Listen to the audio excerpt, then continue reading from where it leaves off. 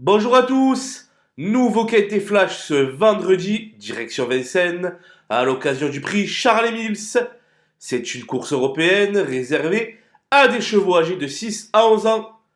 Ils seront 15 sur la ligne de départ et devront parcourir les 2700 mètres de la grande piste. Une épreuve dans laquelle les principaux chevaux en vue devraient se tailler la part du lion. Et on voit ça tout de suite avec mon analyse.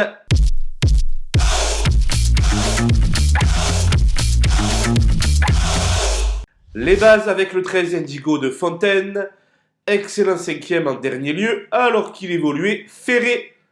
Il revient gentiment à son meilleur niveau et ne devrait plus tarder à retrouver le chemin du succès.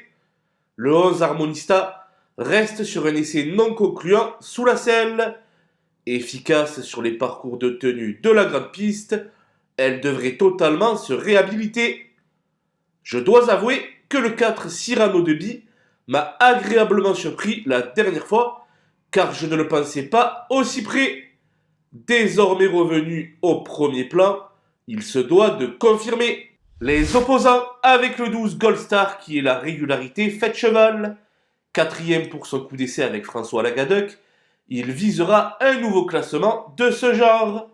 Le 2 Cherry Top évoluera cette fois-ci ferré, mais il a déjà souvent réussi dans cette configuration.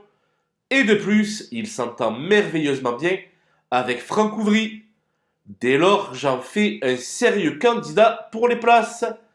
Le 9 Self Explosive vient de tracer une ligne droite plus que correcte dans une course au rythme peu élevé. Il possède le profil idéal du trouble-fête. Le 15 Cœur de Bassière fait face à un engagement sur mesure, mais demeure barré pour les premières places.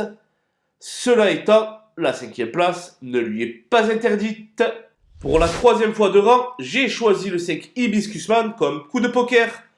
Il s'est montré très accrocheur pour arracher la 3e place dans l'étape du GNT de Cherbourg, mais pour le moment, avec Eric Raffin, c'est 2 disqualifications en 2 courses.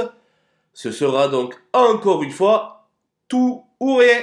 Les outsiders avec le 7 Great of Madrid, qui a pu bénéficier d'un break après un été relativement chargé.